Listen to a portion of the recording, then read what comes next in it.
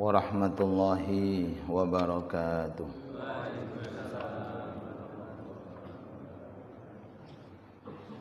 Bismillahirrahmanirrahim. Alhamdulillah alladzi wahaba man syaa'a minal mu'minina ma syaa'a minal 'ataya wal mazaya. Allahumma ya karimu ya rahman ya khaliqal baraya adimis salata wassalam ala abdikal mustafa habibina wa syafi'ina wa qurrati a'yunina sayyidina wa maulana Muhammad afdali man fil baraya wa ala sa'iri abaihi wa ikhwanihi minal anbiya wal mursalin humul qudwa fi nailil mazaya wa man tabi'ahum bihsanin ila yaumil wuquf baina yadayka ya hayy ya karim ya rahman wa alaina ma'ahum wa fihim birahmatika ya arhamar rahimin.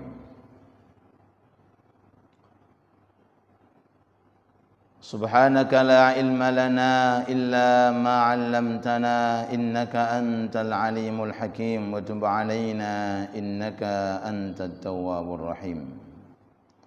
Amma ba'd. Sepuh bini sepuh yang kami muliakan, seluruh jajaran takmir Masjid Musholla, terkhusus masjid kita bersama Masjid Sunan Giri, dan para hadirin hadirat yang senantiasa mudah-mudahan diberi oleh Allah Subhanahu wa taala umur yang panjang serta berkah, dan semoga diberi juga oleh Allah taala taufik dan inayah sehingga terus-menerus bisa menjalankan dan mengamalkan aktivitas taat yang diridhai oleh Allah Subhanahu wa taala. Amin amin ya rabbal alamin. Sebelum kita membahas tentang pertanyaan yang kemarin belum kita selesaikan karena banyaknya pertanyaan, maka sebagai muqaddimah, Allah Subhanahu tabaraka wa taala telah membagi-bagi urusan akhirat sebagaimana Allah taala membagi-bagi urusan dunia. Innallaha ta'ala qassama bainakum arzaqakum. Innallaha ta'ala qassama bainakum akhlaqakum kama qassama bainakum arzaqakum. Sebagaimana Allah Subhanahu wa taala telah membagi-bagi kepada kita semuanya terkait tentang urusan dunia, begitu pula Allah taala juga satu-satunya zat yang telah membagi-bagi kepada kita semuanya terkait tentang urusan agama. Jadi urusan rezeki yang bersifat duniawi ini di zaman azali sudah ditentukan oleh Allah. Sebagaimana urusan-urusan yang terkait tentang urusan agama juga sudah ditentukan oleh Allah Subhanahu wa taala. Jadi kita semuanya hidup di dunia ini adalah tempat lintasan daripada qada dan takdir yang telah ditentukan oleh Allah. Dan di antara qada dan takdir yang bagus, yang sahih, khususnya dalam kehidupan kita ini adalah setiap hari Sabtu pagi Allah Subhanahu wa taala mendatangkan kita di majelis ilmu. Ini murni dari Allah. Ini enggak bisa kita usahakan. Sebelum dunia Allah taala ciptakan, di alamil azal Allah taala sudah memprediksi dan Allah taala sudah menentukan satu persatu nasib manusia. Di antara qada dan takdir Allah Ta'ala yang saat ini kita rasakan, alhamdulillah, di pagi yang mulia ini Allah Ta'ala mendatangkan kita semuanya di rumah Allah. Diberi oleh Allah Ta'ala rezeki yang terkait tentang akhirat, langkah-langkah kita dihitung pahala oleh Allah. Langkah-langkah kita termasuk langkah yang menghapus daripada dosa. Kehadiran kita sholat berjamaah, sholat subuh berjamaah dihitung 20 derajat oleh Allah.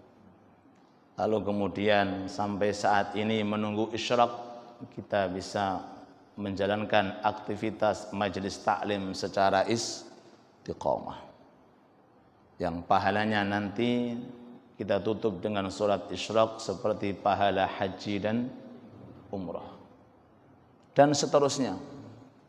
Nah, ini semuanya murni atas kehendak Allah.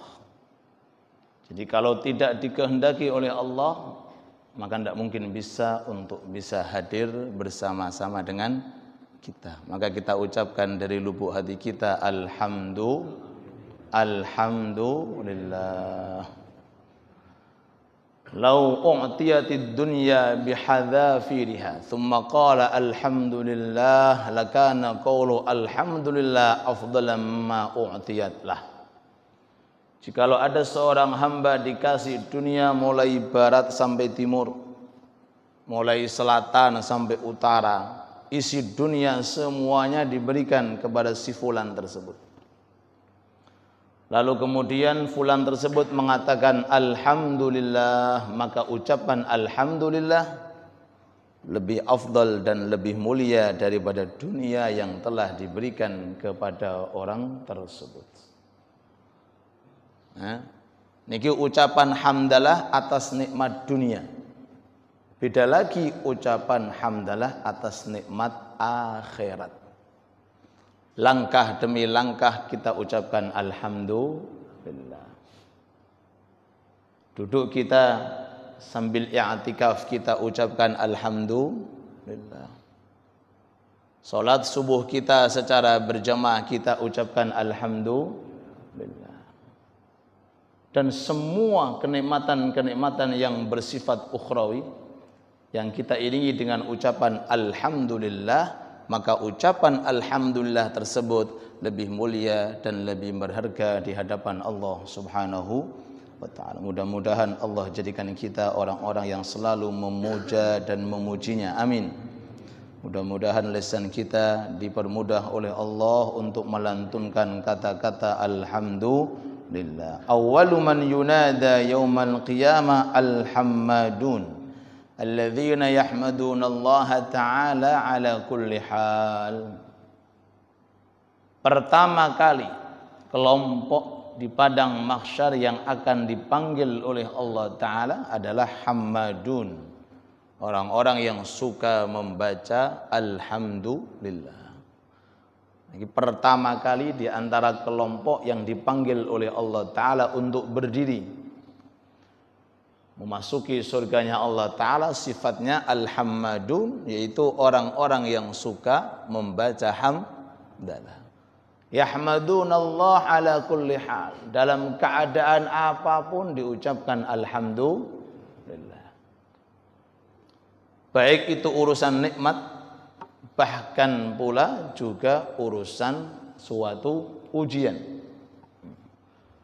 Lalu kedudukan orang-orang yang saleh, orang yang dekat kepada Allah itu enggak ada di dunia ucapan kecuali ucapan alhamdulillah. Baik urusan nikmat ataupun urusan ujian dan cobaan, yang diucapkan adalah alhamdulillah. Dikasih nikmat juga alhamdulillah, diuji dan dicoba oleh Allah Ta'ala juga mengatakan alhamdulillah. Karena segala sesuatu yang ditentukan oleh Allah Ta'ala, hikmah belakangnya pasti menguntungkan.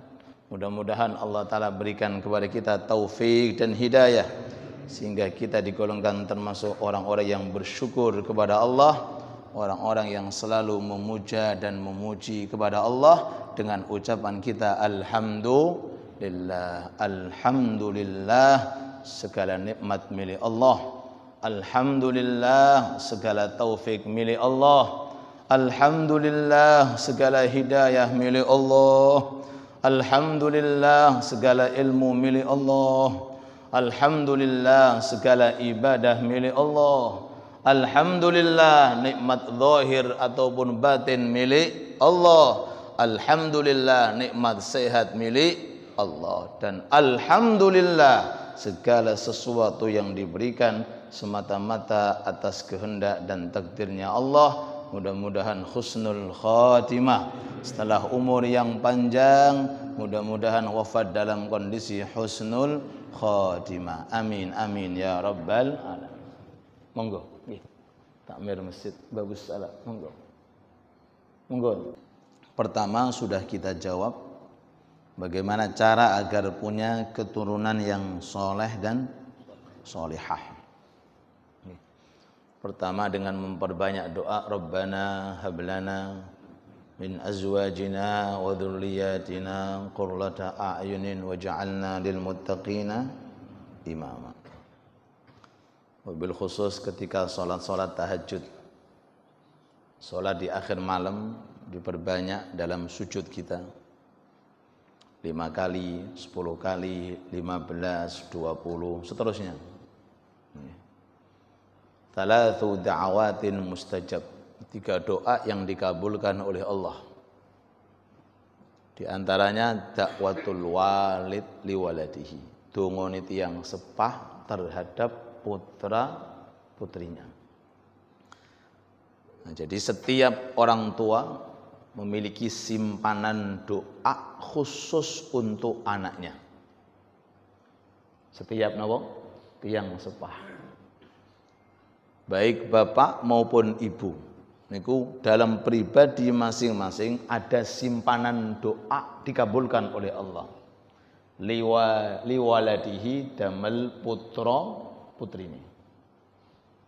Mudah-mudahan putra putri kita menjadi putra putri yang soleh dan soleh. Rabbana hablana min azwajina wa dzurriyyatina qurrata a'yun. Qurrata a'yun, sebagian ulama ahli tafsir seperti Imam Mujahid memberikan makna mentafsiri qurrata a'yun, membantu tiang sepah program ibadah. Jadi kalau ada putra putri kita mendukung orang tuanya untuk taat dan ibadah, itu hasil daripada doa kita qurrata a'yun. Dipermudah oleh Allah Ta'ala untuk urusan-urusan agama, urusan-urusan ibadah. Itu yang pertama. Kita perbanyak doa-doa semacam itu, khususnya ketika dalam kondisi sujud. Aqrabu ma yakunul abdu min rabbih wa huwa sajid fa'akthiru fihi minad du'a faqaminun an yustajaba lakum. Keadaan sing paling dekat antara kaulo seorang hamba kalih pangeran niku keadaan dalam kondisi sujud. Maka perbanyaklah doa di dalam sujud, pasti qaminun an yustajaba lakum, doa kalian akan dikabulkan oleh Allah Subhanahu wa taala. Terus ketok, terus kita berdoa. Insyaallah doa-doa kita dikabulkan oleh Allah. Yang kedua, inggih menika dikenalkan dengan orang, kenalkan para ulama, para alim ulama, dikenalkan dengan majelis-majelis taklim. Insyaallah berkat kumpul tiang-tiang soleh, insyaallah anak kita menjadi anak yang soleh dan solihah. Kayu garu niku mahal, walaupun namanya kayu. Kenapa kok mahal? Ya karena apa? Harum. Sama-sama kayu, ada kayu jati, ada kayu nangka, ada kayu mangga. Tapi kayu garu ini sedikit, per onnya niku mahal. Ada yang 5 juta, ada yang 6 juta. Diobong dari sini bisa dicium dari soft yang belakang. Padahal kayu. Apa yang membedakan antara kayu di luar dengan kayu garu? Kayu garu niki dikum tenggene minyak wangi. Berhari, berminggu, berbulan, kadang-kadang bertahun-tahun. Niki kayu garu. Sebab napa, Pak? Dikum tenggene minyak wangi. Lho. Tiyang nggih ngoten. Nek sering kumpul kalih tiyang ahli jamaah, nggih lama-lama seneng jamaah. Tiang kumpul seneng kalih tiang sing ngaji, nggih lama kelamaan seneng ngaji. Kumpul kalih tiang-tiang sing soleh, insyaallah lama kelamaan ikut tiang ingkang soleh. Nggih. Wa hakadha. Al-mar'u ala dini khalilihi falyanzur ahadukum man yukhalilu dina. Orang itu agamanya tergantung temannya. Orang agamanya tergantung dengan temannya. Maka oleh sebab itulah carilah teman ingkang sae. Nggih. Walaupun dari keluarga tiang sae, tapi kalau berteman dengan orang yang tidak sae, maka juga akan merubah orang tersebut. Walaupun dari keturunan seandainya orang-orang biasa, tapi kalau kumpulane rencang ini tiang-tiang ingkang sae, insyaallah akan menjadi orang yang orang baik. Oh hakadha, itu diantara teori dan trik. Pertama doa, yang kedua usahakan untuk selalu mengenal orang-orang yang soleh. Mudah-mudahan kita semuanya mendapati putra putri yang soleh dan solehah. Amin amin ya rabbal alamin.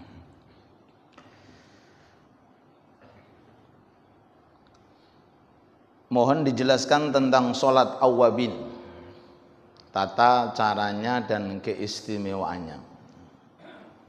Sholat awwabin merupakan sholat sunnah. Dikatakan awwabin, jamaknya lafal awwab, artinya orang yang selalu kembali kepada Allah. Niku awwabin. Maknanya adalah kelompok-kelompok, kapasitas-kapasitas yang disebut oleh Allah Ta'ala selalu kembali kepada Allah. Niku maknanipun awwabin. Salatnya dikatakan salat awwabin. Waktunya antara maghrib dengan isya. Waktu salatil awwabin itu antara maghrib dengan isya. Waktu antara maghrib dengan isya ini waktu yang paling mulia, paling istimewa dari 4 waktu. Sampai-sampai ada keterangan itu, mana yang lebih baik, puasa atau tidak? Kalau puasa, otomatis saya nanti berbuka, akhirnya nggak bisa memakmurkan maghrib dengan isya. Jawabannya gak usah puasa. Demi menjaga waktu antara maghrib dengan isya, gak usah puasa. Daripada puasa, tapi antara maghrib dengan isya apa? Mangan sate. Gak bisa i'tikaf, gak bisa di masjid, gak bisa fokus ibadah karena sibuk ngurusin makan. Apa jawabannya? Nggak usah puasa. Selama kamu bisa memakmurkan antara maghrib dengan isya untuk beribadah. Al-kunuz, kullul kunuz fi imarah ma bainal maghrib wal isya. Al-kunuz itu gudangi kesainan. Kullul kunuz, semua gudang kebaikan Allah Ta'ala letakkan fi imarah, untuk di dalam memakmurkan antara maghrib kali isya. Jadi di antara waktu yang paling istimewa, yang paling utama itu waktu antara maghrib dengan isya. Kita dianjurkan 1 di antara 4 salat. Nek boten salat jenengan hadir majelis taklim. Nek boten hadir majelis taklim jenengan perbanyak zikir. Nek boten perbanyak zikir dengan banyak untuk membaca Al-Qur'an. 1 di antara 4 ini dipilih. Nggih. Allahumma shalli ala Muhammad. Sampai kemuliaan ini waktu, pernah zaman dahulu ada saudagar kaya raya, wong sugih, tapi soleh. Setelah dia itu bekerja, jual beli, pulang-pulang dengan membawa harta yang banyak, di tengah jalan hilang hartanya, jatuh. Dicari-cari tidak dapat, pulang. Gak lama kemudian anaknya ikut nyari harta bapaknya yang hilang dan ditemukan itu harta. Saking senengnya ini anak, langsung seketika spontan datang kepada bapaknya ngasih kabar. Waktu itu bapaknya sedang baca Quran antara maghrib dengan isya. Pak, arton jenengan pun kepanggih. Nah, kalau kita kan seneng Pak ya. Nggih. Seneng. Tapi orang tersebut mengatakan, "Nak, jangan mengganggu urusan dunia kalau bapak sudah antara maghrib dengan isya. Udah kamu keluar dari rumah mondok." Jadi dikengken mondok kali bapaknya diusir dari rumah demi untuk mengetahui kehormatan antara maghrib dengan isya. Apakah nggak ada waktu lain ngasih kabar tentang urusan dunia? Kenapa ngasih kabar antara maghrib dengan isya? Loh, niki tiang-tiang riin menjaga kualitas dan kemuliaan antara maghrib dengan isya. Kalau tidak bisa, seandainya minimal kerjakan sholat, namanya sholat awwabin. Bilangan paling banyak 20. Alhamdulillah. 20 rakaat paling banyak, paling sedikit 2 rakaat. Sedang-sedangnya 6 rakaat.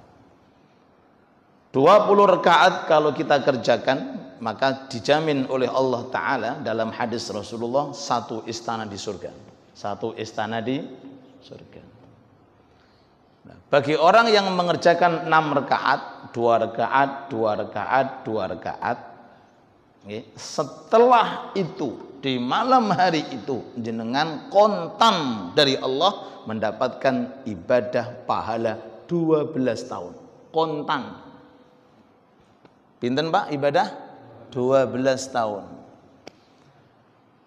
Nek tiap hari 7 hari pun Pak, untung itu yang untung Pak. 12 kali 7 sama dengan melebihi umur kita Pak. Bagaimana sebulan? Bagaimana setahun? Bagaimana seumur hidup sampai sekarang punya rutinitas apa? Salat awabin. Lah melebihi umurnya umat-umat dulu. Nggih, melebihi umurnya umat-umat dulu. Barokahin apa, Pak? Bukan masalah salatnya. Bukan masalah banyaknya, meletakkan salat pada waktu yang istimewa. Makanya kita kalau ibadah bukan sekedar ibadah, cari ibadah pada waktu yang mulia, pada tempat yang mulia. Sering saya sampaikan, sholat niku sama, mulai takbir sampai salam nggih sama, tapi beda ketika sholat di dalam masjid atau di musola. Sholat kapan saja boleh, pagi boleh, siang boleh, tapi beda sholat antara maghrib dengan isya dan sholat di sepertiga terakhir alias sholat tahajud. Walaupun sama-sama gerakannya, tapi nilai kualitasnya sungguh berbeda dikarenakan karena waktu punya pengaruh, tempat pun juga punya pengaruh. Oke, di antara waktu yang paling afdal, yang paling utama selama seminggu hingga menika hari Jumat. Karena hari Jumat jenengan usahakan urusan akhirat luwih kathah daripada urusan dunia. Kan sudah 7 hari Pak, Sabtu dunyo, Ahad dunyo, Senin dunyo, Kamis dunyo, Jumate mosok dunyo nih Pak. Kan sudah 6 hari untuk dunia, mosok setunggal untuk akhirat mboten siap. Kalau nggak bisa minimal dikurangi urusan dunia, diperbanyak urusan akhirat niku hari Jumat. Makanya nek jenengan saged ngelampahi niku lho 200 surat Al-Ikhlas dibaca dalam 4 rakaat ketika masuk masjid sambil nunggu khotib datang. Niku dalam keterangan hadisnya sebelum meninggal dunia akan ditampakkan tempatnya di surga. Amin Allahumma. Amin. Tapi kedah di masjid. Kedah hari Jumat. Sebelum khotib naik mimbar dengan datang jam pinten Pak? Jam 09.00 apa jam 11.00? Gak iso jam 11.00, jam 11. Kita ya abot. Jam pinten nyuwun jenengan? 10:30. Bareng mbek khotib mawon nggih. Hah? Loh. Barang siapa yang masuk ke dalam masjid pada hari Jumat sholat 4 rakaat per rakaat 50 al-ikhlas sebelum meninggal dunia akan ditampakkan oleh Allah Ta'ala tempatnya di surga. Oh, ini kemuliaan. Loh, Allahumma shalli ala Muhammad. Enggak ngambil setengah jam, beberapa menit insya Allah sudah kelar nih. Saking mulianya waktu, saking mulianya napa tempat. Nah, mudah-mudahan Allah jadikan kita orang-orang yang berkah. Amin ya rabbal. Nah, pun niku keistimewaan dan kelebihan daripada napa salat awwabin. 2 rakaat paling sedikit, lebih afdalnya 6 rakaat. 2 rakaat salam, 2 rakaat salam, 2 rakaat salam, atau langsung digabung 6 rakaat, 1 takbir, 1 salam, atau cara yang praktis 2 rakaat niki jenengan gabungkan tenggene ba'diyah maghrib. Jadi ba'diyah maghrib jenengan 2 rakaatnya jenengan sisipkan di dalam, sehingga setelah itu jenengan ngelampai 4 rakaat, 2 rakaat, 2 rakaat. Kalau enggak bisa karena urusan di luar, diqodoi. Kurang apa nih Islam? Diqodoi. Karena sholat awwabin, sholat sunnah yang punya waktu. Setiap sholat sunnah yang punya waktu, jikalau ditinggalkan, maka sunnah untuk mengqodoi. Apapun bentuk sholat sunnah. Nah, apalagi ketika datang bulan Ramadan, nikmat Pak. Bulan Ramadan, habis sholat maghrib, kita nggak bisa fokus di masjid. Fokusnya kemana? Makan, minum.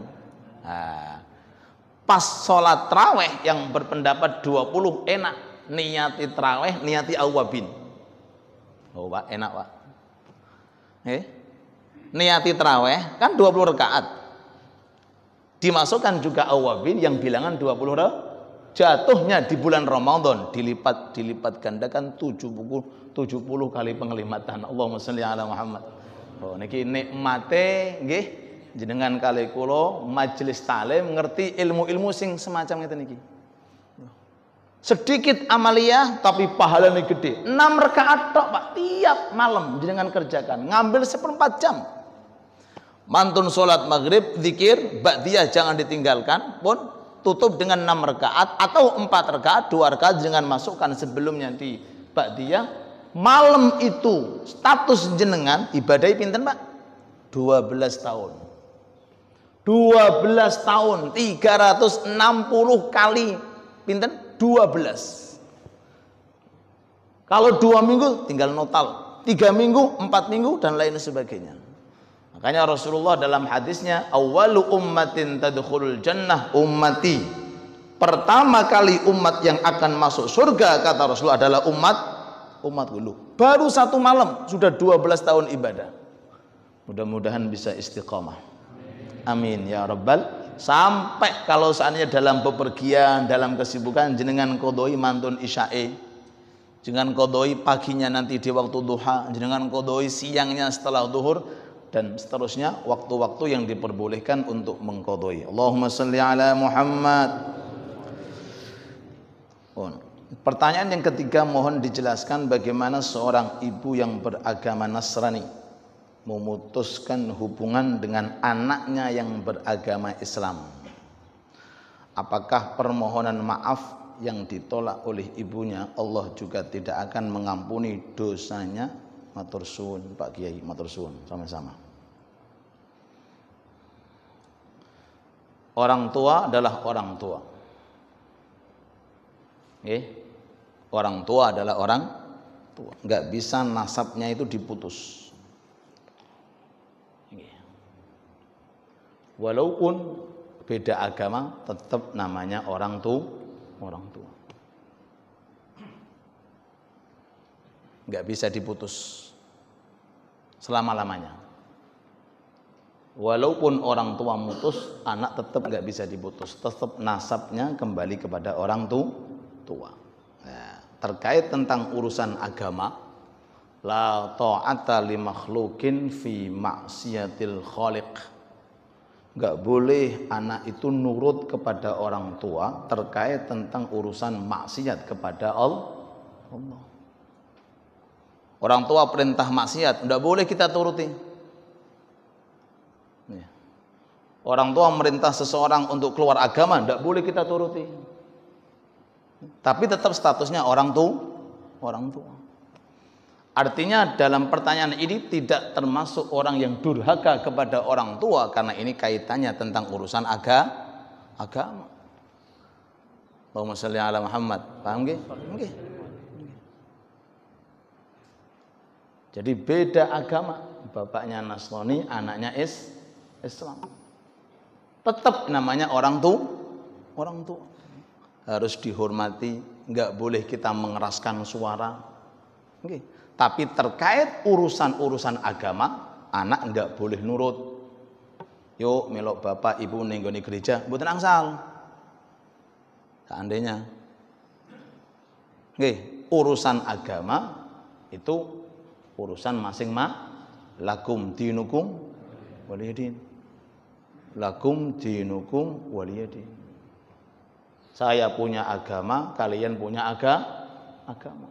Toleransi, makna toleransi saling menghormati. Nih masjid tempati orang Islam jangan diganggu. Nih gereja tempati Nasrani jangan diganggu. Silahkan agama masing-masing karena dunia milik orang bersama.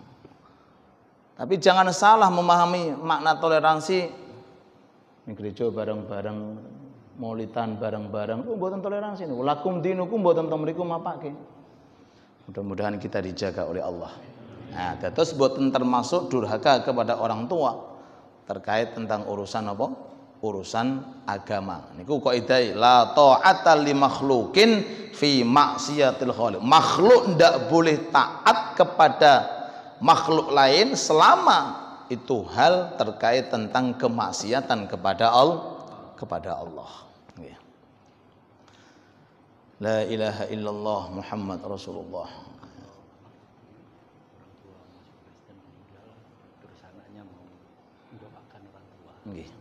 Kalau seandainya ada orang tua Nasrani non muslim meninggal dunia, bagaimana anak yang muslim tersebut? Anak yang muslim tersebut tetap dianjurkan untuk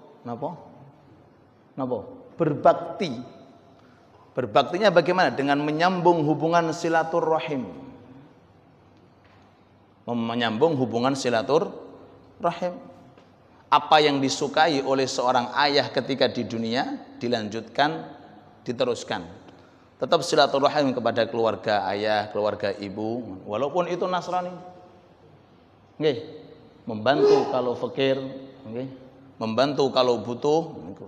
Tapi kalau mendoakan supaya apa doane niki? Diampuni dosanya oleh Allah Ta'ala, kita enggak boleh mendoakan orang yang zahirnya dalam kondisi non muslim. Salat enggak boleh, nggih. Mendoakan supaya diampuni dosanya juga enggak boleh, tapi ziarah oleh. Ziarah itu bukan hanya kepada orang muslim saja, bahkan kepada non muslim oleh ziarah kubur. Karena ziarah kubur itu bermacam-macam. Ada yang tujuannya karena untuk mengingat kematian. Kalau untuk mengingat kematian dengan kuburan siapa saja tidak ada masalah. Tapi kalau mendoakan supaya dosanya diampuni oleh Allah, dan itulah yang tidak boleh. Makanya ketika ada non muslim meninggal dunia, apa yang kita ucapkan? Inna lillahi wa inna ilaihi raji'un. Sudah, inna lillahi wa inna ilaihi raji'un. Semuanya milik Allah dan akan kembali kepada Allah. Pun nggih, kita fokus teng mriki nggih, pertanyaan nggih. Masih ada banyak nih. Makmum salat jamaah. Nggih. Sujud terakhirnya lama. Kira-kira imam akan salam, sujudnya baru selesai. Gimana nih, Bu? Ada orang salat berjamaah. Pas imamnya di tasyahud akhir, orang itu sujud, makmumnya lama banget. Sampai imam mau salam baru nongol. Kita jawab, walaupun imam sudah balik makan, minum, tidur, bekerja, lagi nongol oleh. Boleh-boleh saja. Makmum sujud ini, sudah selesai, sudah zikir selesai, dia masih sujud. Pulang semuanya, kosong masjidnya, 2 jam lagi nongol. Boleh-boleh saja.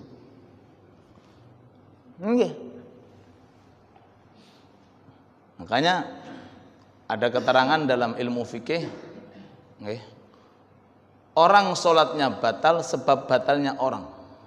Orang sholatnya batal sebab batalnya kan aneh itu. Biasanya kalau orang sholatnya batal, ya dirinya batal. Ini enggak, karena batalnya orang lain. Contohnya sholat Jumatan, pas di 40 orang, 39 makmum, satunya imam, 40 persis. Sholat, salam, yang satunya enggak mau salam, mau codungu wakih. 39 sudah pulang semuanya, tidur istirahat. Akhirnya yang satu ini masih belum salam, batal keluar hadas. Maka yang 39 wajib mengulangi sholat Jumatan lagi. Assalamualaikum para rawuh ingkang dimulaken. Monggo kula ulangi malih Jumatan, kula batal. Nah, ini pertanyaan teka-teki dalam fikih, orang sholat batal sebab orang lain. Boleh.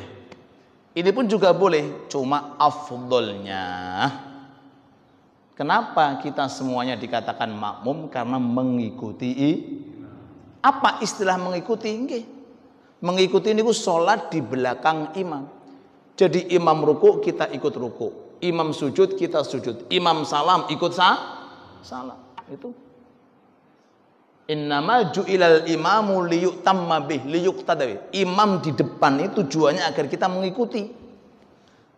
Enggak boleh kita mendahului, enggak boleh kita itu nyamai, enggak boleh juga kita terlambat dari imam. Nah, dari sisi afdoliyahnya semacam itu. Tapi kalau dari segi sah-sahnya, sah saja. Atas jam 2 jam tidak ada permasalahan, karena setelah itu selesai. Sujud Allahu Akbar pun tuntas sudah. Dia tinggal tasyahud akhir. Setelah itu tidak ada lagi program sholat dengan imam. Cuma afdolnya mboten. Makanya afdolnya sholat berjamaah niku makmum itu mengerjakan apa yang dikerjakan imam setelah imam itu sempurna mengerjakan. Nih, semisal ruku. Ketika imam ruku dengan ruku yang sempurna, Allahu Akbar, ruku sempurna, baru makmum Allahu Akbar. Niki afdoliyahnya. Ketika imam iktidal sudah tegak lurus, sami Allahu liman hamidah, baru sami Allahu liman hamidah. Niku afdalnya. Bukan mendahului imam, bukan menyamai imam, tapi terlambat sejenak kalian imam. Niku afdaliyahnya. Sunnahnya semacam itu. Nah, di dalam sholat yang diperbolehkan kita bersamaan dengan imam, satu, ketika membaca amin. Itu satu-satunya bacaan untuk mendatangkan aminnya malaikat Jibril.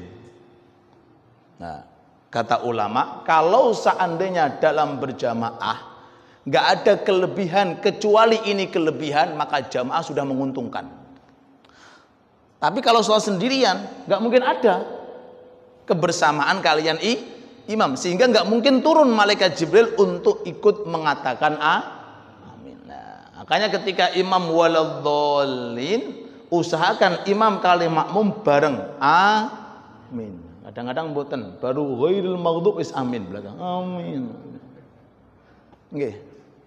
Nah, niku di antara hal dianjurkan untuk bersama dengan imam. Bersama, dianjurkan bersama. Yang kedua, nggih menika ucapan sana, ucapan kunut. Fa innaka taqdi wa la yuqda. Ketika doa kunut niku jenengan makmum jangan amin. Karena itu bukan doa, itu adalah puja-pujian kita kepada fa innaka taqdi wa la yuqda. Imam baca, makmum pun juga membaca, tapi bacaannya mboten dikeraskan. Niki sing nomor kalih. Nggih.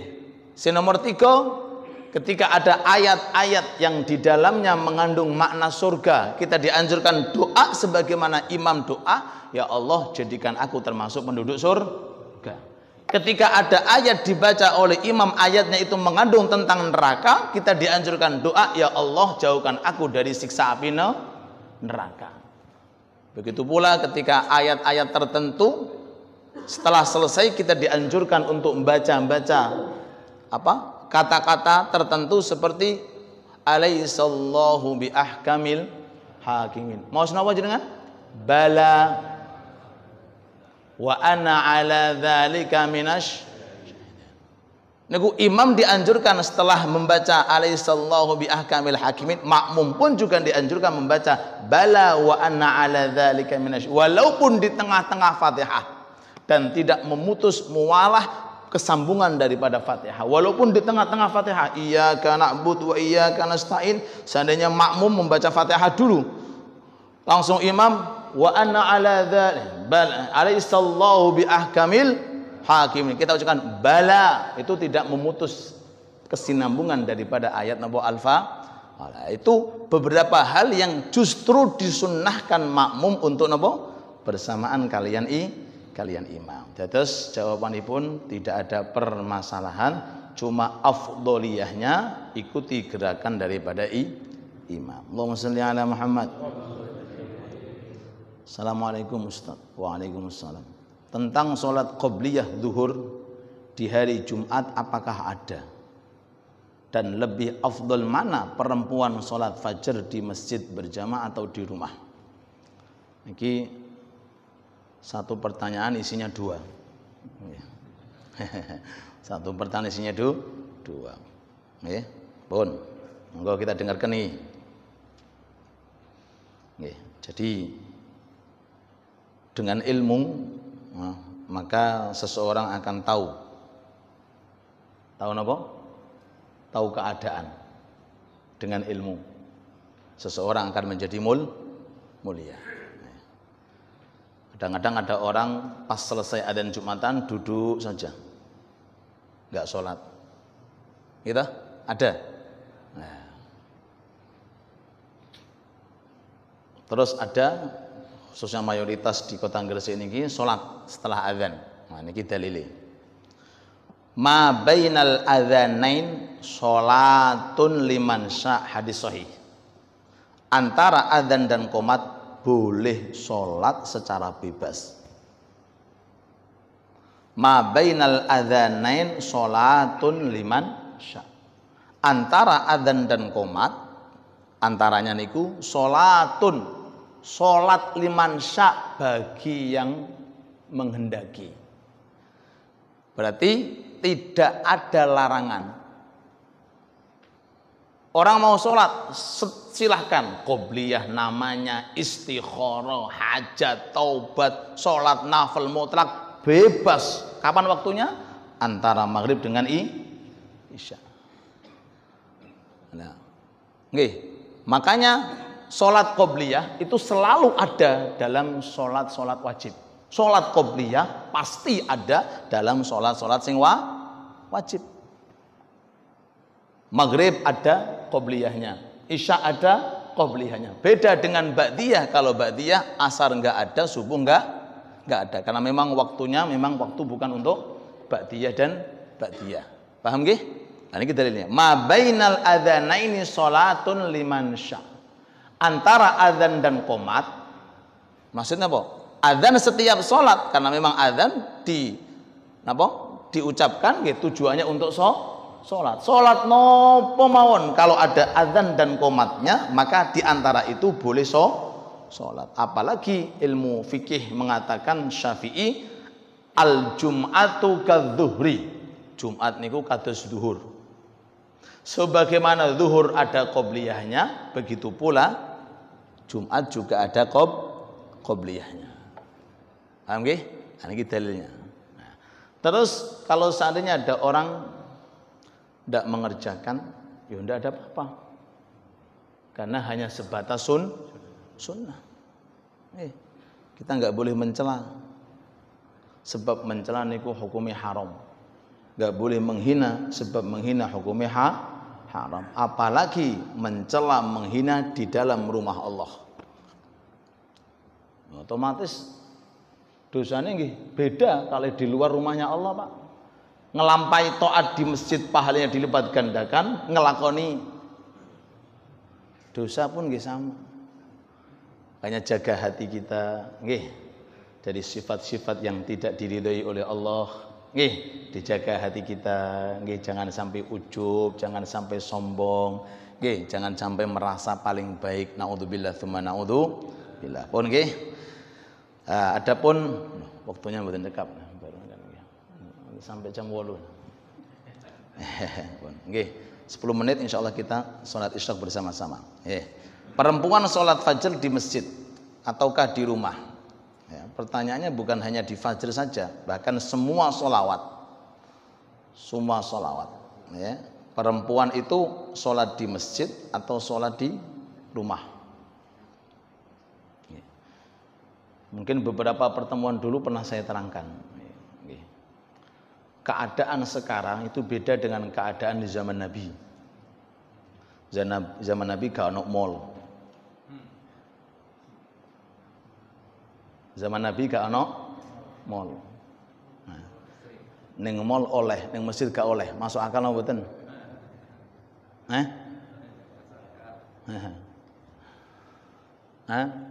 Pasare rame perempuan, mulai rame perempuan, masjid harus dikosongkan dari perempuan. Gak setuju saya. Nah, jadi alasannya zaman dahulu itu memang perempuan di dalam rumah sholatnya lebih afdol karena kondisi keadaan. Dulu di zaman Nabi rumahnya terpencil-pencil, jarang ada rumah. Terus keadaannya beda dengan sekarang. Sekarang di mana-mana lampu ada, berkeliaran orang. Jadi untuk menimbulkan fitnah itu sangat-sangat tidak memungkinkan. Nah, jadi selama ada perempuan datang ke majelis taklim, datang ke masjid dengan tidak menimbulkan fitnah, maka tidak ada permasalahan. Apalagi pernah saya terangkan, shaf di dalam sholat berjamaah itu pertama shaf laki-laki, kedua niki shafnya anak-anak kecil, dan ketiga niki shafnya perempuan. Sehingga ada keterangan shaf yang paling depan bagi laki-laki adalah shaf yang paling utama, shaf yang paling belakang bagi perempuan adalah shaf yang paling utama. Nah, ini zaman dahulu. Kalau sekarang kan sudah ada singgetan, sudah disekat, baik sekatnya ke belakang ataupun ke samping. Jadi sudah tidak ada menimbulkan fitnah. Nah, jangan kita fokus kepada hadis seperti itu kemudian mulai istiqomah. Mulai ramai, tapi di masjid gak oleh. Loh, setiap ada hadis kita harus tahu ini asbab urutnya itu apa. Kenapa ada hadis semacam ini? Setelah ditelusuri karena memang zaman dahulu beda dengan zaman kekhawatiran dahulu juga beda dengan yang namanya sekarang. Dan Rasulullah juga istilah ini istri Rasulullah juga sholatnya juga di masjid. Jadi tidak ada permasalahan bagi perempuan yang ikut sholat berjamaah, baik itu subuh maupun selain subuh. Nggih. Allahu taala alam. Mohon penjelasan kaitannya dengan mandi besar junub atau mandi besar sunnah hari Jumat, apa masih perlu berwudu? Nggih. Mandi dikategorikan mandi itu kalau diniati, baik itu niat yang wajib ataupun niat yang sunnah. Dan setelah mandi statusnya orang itu sudah suci, jadi nggak perlu wudu. Paham? Ada orang mandi junub, mandi syar'i, lantas mandi syar'i, mulai dari ujung rambut sampai kaki. Ini namanya pun mandi syar'i. Tapi kalau mandi mukanya tok rambutnya nggak kena, jenenge mandi mboten syar'i, belum syar'i. Itu kalau sudah semuanya, nggih, sing mandi wajib, setelahnya mboten usah wudu karena hadasnya sudah hilang. Begitu pula mandi sunnah. Ada mandi sunnah niki mau Jumatan, mandinya mandi sunnah, suci orangnya, setelahnya mboten usah pakai wudu. Paham? Jadi mandi sing wajib nopo mandi sunnah sudah bisa mengganti posisi namanya wudu. Allahumma sholli ala Muhammad. Nggih. secara singkat nih, bagaimana cara pandang kita bila melihat seorang yang masih berbuat dosa seperti orang yang memakai tato, agar kita tidak ujub dan merasa lebih alim. Nggih. Alhamdulillah bertato masih sholat. Kadang-kadang ada orang yang enggak tatoan enggak sholat. Nah, maka kita kembalikan kepada rahasia orang itu yang tahu hanyalah Allah. Rahasia orang itu yang tahu hanyalah Allah. Kandari sampai jam 12. Jam 12. Rahasia seseorang itu yang tahu hanyalah Allah. Kan dijelaskan, inna akramakum indallahi atqakum. Di sisi Allah Ta'ala yang paling mulia itu adalah takwa. Dan takwa itu nggak bisa dilihat dari segi zahir, karena takwa itu urusan batin. Maka ketika ada seseorang melihat zahirnya itu ada yang tatoan, ada yang, apalagi kita lihat anak-anak jalanan ini, kadang-kadang lihat anak-anak jalanan ini loh Pak Sim, tatonya temuti-punti, kadang-kadang ada yang di sok tubuhnya cat. Wah niku cat. Di jalan-jalan. Nah, itu kita nggak boleh menghina, nggak boleh merendahkan. Merendahkan ciptaan Allah berarti merendahkan kaidah nih. Merendahkan ciptaan Allah berarti merendahkan niku kaidah. Sedanten makhluk sing buat namung Allah. Jadi kalau kita merendahkan makhluknya Allah berarti kita merendahkan Allah. Koyo-koyo gak setuju ambek pangeran. Nah, makanya pertanyaan itu kita dianjurkan untuk terus-menerus meneliti diri kita. Makanya ketika kita ada hal-hal semacam itu, maka kita dianjurkan untuk mengucapkan alhamdulillah, alhamdulillah. Kita dijauhkan dari sifat-sifat orang semacam itu. Nah, untuk menjaga apa tadi? Sifat ujub, untuk menjaga merasa diri kita punya apa? Ibadah. Kita langsung connect kepada Allah untuk mengatakan alhamdulillahi ala kulli hal. Mudah-mudahan amal kita dijaga oleh Allah. Amin ya rabbal alamin. Nah, bagaimana kalau punya suami yang sholat subuhnya nggak pernah pakai kunut, dan istrinya itu orang NU yang sudah terbiasa pakai kunut, bagaimana hukumnya? Duwe anak ora wonge? Duwe anak. Sudah selesai. Berarti kan oke-oke aja kan? Kecuali kalau nggak punya anak, nggak mau punya anak, lah itu yang bermasalah. Ayo. Jadi ini perbedaan pendapat. Nggih, yang pakai kunut niku mboten NU tapi mazhab Syafi'i ten mawon. Sing gak kunut jenenge Muhammadiyah niku pakai pendapat Imam Abu Hanifah. Understand? Sudah. Jadi NU niku taklid kalian mazhab Imam Syafi'i, Muhammadiyah taklid kalian mazhab Imam Hanafi. Ngeten iki carane Ustaz cek laku, Pak. Paham nggih? Nggih. Jadi kita nggak boleh fanatik, cuma kita harus lihat situasi dan kondisi. Imame kunut to. Mboten batal. Oh niki masjid cete napa? Ijo. Jangan harus paham. Ambillah bagian jogo perasaan. Apa sih kekurangannya jogo perasaan tok? Nggih. Wah, maaf saya nggak minum kopi. Seruput sithik ae. Jogo sahibul bait ngasih kopi. Paham nggih? Saya puasa Senin ini batalen demi menjaga perasaan apa? Tamu. Loh, jaga perasaan itu pahalanya gede. Nggih. Begitu pula sebaliknya. Loh, jangan masuk masjid catnya apa? Biru. Biru apa hijau? Biru. Wah, iki alamat gak kunut iki. Kunut mboten napa-napa jenengan. Wong kunut itu enggak harus enggak kunut apa juga enggak ada masalah. Niku lho Imam Syafi'i yang punya madhab sunnah kunut. Sholat di masjidnya Imam Abu Hanifah kunutnya enggak keras, pelan. Setelah selesai sholat Para jamaahnya, santrinya mengatakan, wahai imam, apakah anda sudah berubah madhab? Tidak berubah, tetap kunut. Kenapa enggak kunut? Adaban njogo tata krama kali Imam Abu. Loh, niki Islam. Nggih. Nggih, sing kunut nggih monggo, sing mboten kunut nggih, sing penting ngopi bareng, selesai urusannya. Nggih Bu nggih. Nggih. Ternyata suaminya enggak kunut, nggih monggo, mboten kunut nggih mon napa-napa, kunutnya nggih mboten napa. Dan seterusnya. Allahumma sholli ala Muhammad. Pun kula kinten pun cekap niki ada pertanyaan masuk insyaallah.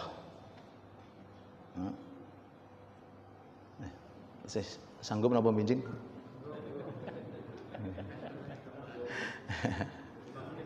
5 menit nggih, 5 menit. Assalamualaikum warahmatullahi wabarakatuh. Bagaimana hukum membaca surat dengan urutan terbalik di dalam sholat? Hukumnya boleh-boleh saja. Cuma sunnahnya kalau baca surat secara berurutan. Boleh-boleh saja. Orang sholat metik ayat ini, hukumnya tidak ada masalah. Cuma sunnahnya kalau membaca surat itu yang berurutan. Ada orang sholat nih, rakaat pertama baca Qul a'udzu birabbin nas minal jinnati wan nas. Rakaat kedua Alif Lam Mim dzalikal kitab la raiba fi awal ayat Baqarah. Niku urutane mantun minal jinnati wan nas mutere dari awal surat Al-Baqarah loh sampai segitu. Ya, makanya kita kalau jadi imam napa surat piyambak usahakan ketika membaca ayat niku yang berurutan. Cari rakaat yang pertama surat sing lebih panjang daripada rakaat yang kedua dan usahakan ayatnya itu berurutan. Makanya kadang-kadang di kota Hadramut khususnya itu kalau rakaat pertama membaca Maliki Yaumiddin dipanjangkan, kalau rakaat kedua dipendekkan Maliki Yaumiddin. Dan itu katanya qiraat sing paling sahih dari qiraat Malik niku Malik. Nggih. Alasannya kenapa? Supaya rakaat pertama lebih panjang daripada rakaat yang kedua. Nah, biasanya ada imam Maliki Yaumiddin rakaat yang kedua karena memang disunnahkan dianjurkan rakaat yang kedua lebih pendek daripada rakaat pertama walaupun selisihnya cuma 1 huruf. Cuma saya ngomong sama anak santri, ya, kalau mengerjakan lihat situasi dan kondisi. Kalau GK insyaallah sudah termasuk keluarga kita. Artinya lingkungan GKB, GKA ini sudah dengan kita. Kalau diamalkan di luar-luar sana jangan.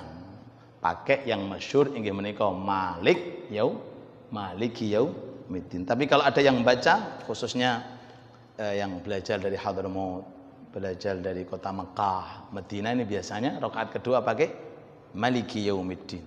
Maliki Yaumiddin tidak memanjangkan. Dipanjangkan pun juga tidak ada masalah. Apa itu sholat wusta? Mohon penjelasan dan keutamaannya. Salat wusta yang diterangkan oleh Allah Ta'ala, hafidhu ala sholawati was sholatil wusta. Jagalah salat 5 waktu dan salat wusta. Itu bukan jenis salat baru. Itu pembahasan ilmu pondok pesantren. Namanya pun kata-kata yang global dengan kata-kata yang terperinci. Hafidhu ala sholawati, jagalah sholat 5 waktu. Wal wusta, dan sholat wusta. Loh, sholat selain 5 waktu sholat nopo? Nah, ini kalau diterjemahkan tok secara dohirnya ini bahaya. Makanya kita kembali kepada ilmu namanya ilmu balaghah. Ilmu balaghah itu ilmu untuk mengetahui daripada intisari setiap ayat-ayat Al-Quran. Di antara niki wal wusta dipisahkan dari as-sholawat sebelumnya, itu menunjukkan bahwa ini adalah sholat yang paling mulia dari 5 sholat. Lah, sholat yang mulia ini apa? Al-wusta.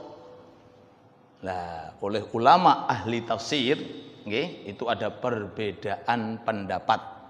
Ada yang mengatakan subuh, ada yang mengatakan zuhur, ada yang mengatakan asar, ada yang mengatakan maghrib, isya. Berarti intinya kabeh sholat. Cuma dirahasiakan oleh Allah Ta'ala. Kenapa dipisahkan? Dirahasiakan. Dan di antara 6 hal yang dirahasiakan oleh Allah Ta'ala itu kata-kata al-wusta di dalam sholat. Ada 6 hal yang dirahasiakan yang tidak tahu kecuali Allah. Di antara yang menika kata-kata al-wusta di dalam salat. Salat apa ini? Apakah zuhur? Mungkin juga. Apakah asar?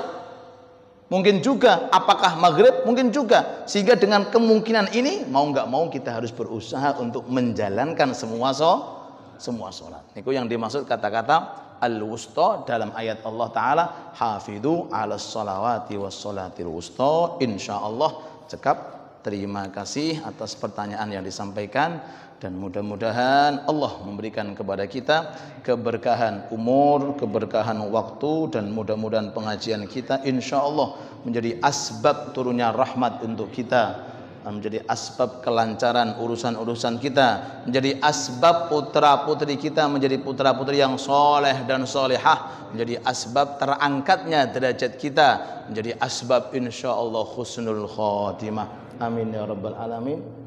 Lanjutkan tutup.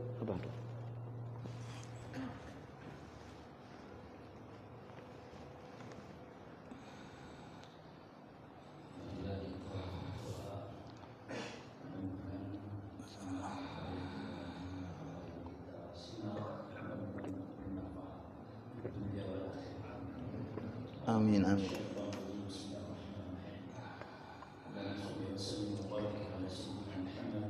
Amin. Amin. Amin. Amin.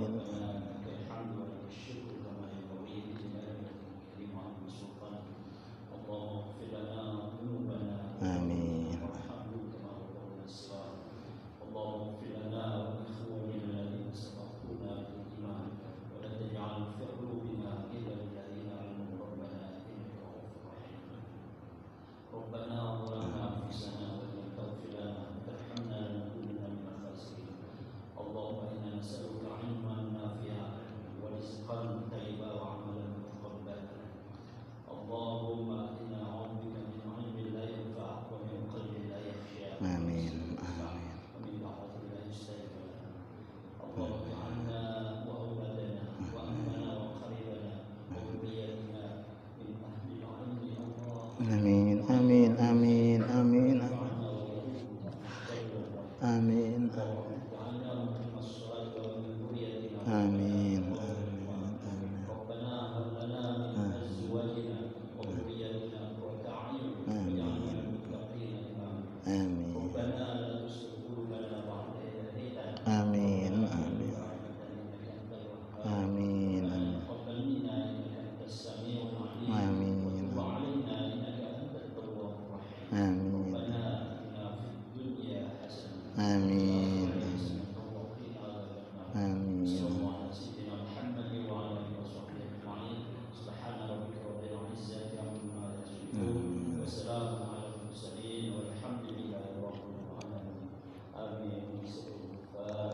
Al-Fatihah.